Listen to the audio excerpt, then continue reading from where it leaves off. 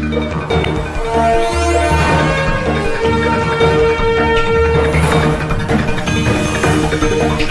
परिसरातील घडामोडी पाहण्यासाठी पाहत रहा आमची मुंबई न्यूज।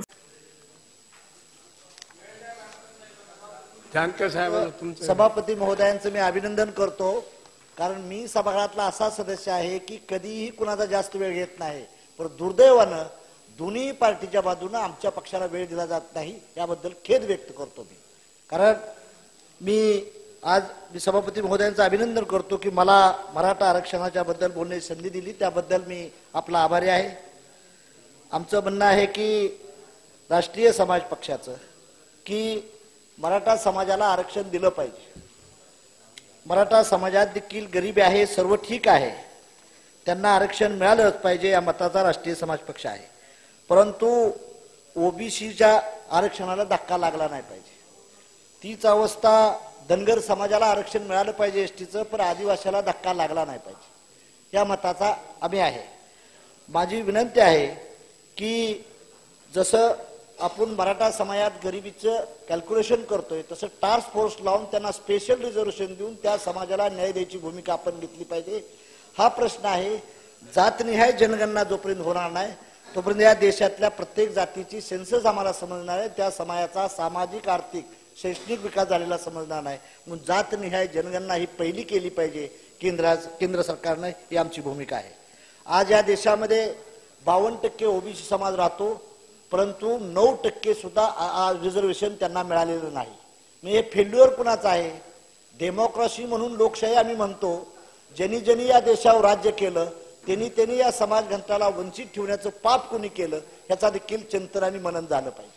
आमचं म्हणणं आहे जातनिहाय जनगणना व्हावी, आणि ही तामिळनाडू राज्य, बिहार राज्य, जिथं शाहू फुले आंबेडकरांचं राज्य म्हटलं जातं, सर्व पक्षाचा पाठिंबा असतो, काँग्रेसचा, बीजेपीचा, साऱ्या पक्षांचा, तरी आरक्षणाचा प्रश्न मराठ्यांचा, धनगरांचा, ओबीसींचा का सुटत नाही, ही मोठं समजण्यासारखं कोड आहे।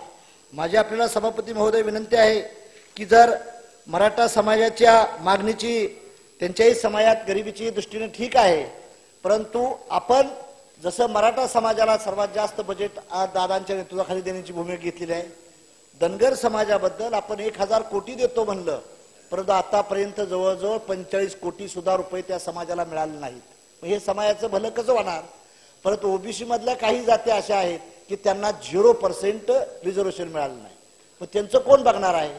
मग जे आपण जोरात सत्ताधारी आहे, ताकद आहे, त्यांच्याच म्हणण्याचं जर काम होत असेल तर बाकीच्या समाजाने न्याय मागायचा कुठं? म्हणून जातनिहाय जनगणना झाली पाहिजे। जिसकी जितनी संख्या भारी उसकी उतनी भागीदारी के हिसाब शासन प्रशासनात त्यांचा हिस्सा मिळाला पाहिजे। मग आजपर्यंत जात जनगणना का होत नाही? एका बाजूला धनगराला आरक्षण मिळावं म्हणून राज्य सरकार किंवा केंद्र सरकार प्रयत्न करतं, आणि दुसऱ्या बाजूने याचिका टाकली जाते की त्यांना ह्या समाजाला आरक्षण मिळू नये म्हणून। दादा, नारी संघटनेच्या वतीनं ह्याचं कुठतर चिंतन झालं पाहिजे।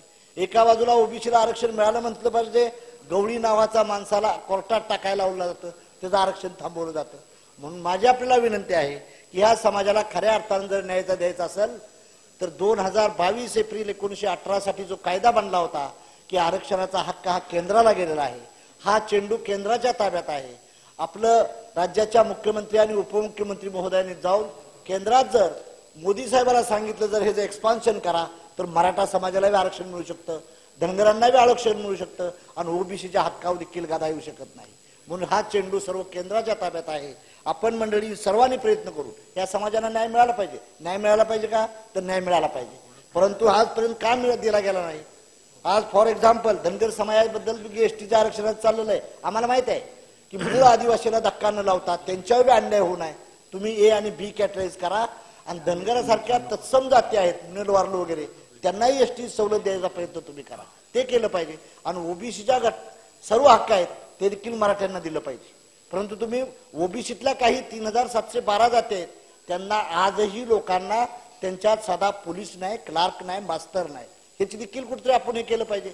मग आम्ही नुसतं पुरोगामी राज्याचा दिंडुरा बोलायचा आणि समाजाला काहीच द्यायचं नाही, असं न करण्यासारखी भूमिका न होता माझी आपल्याला विनंती आहे की सभागृहाला मराठा समाजाला देखील आरक्षण मिळालंच पाहिजे।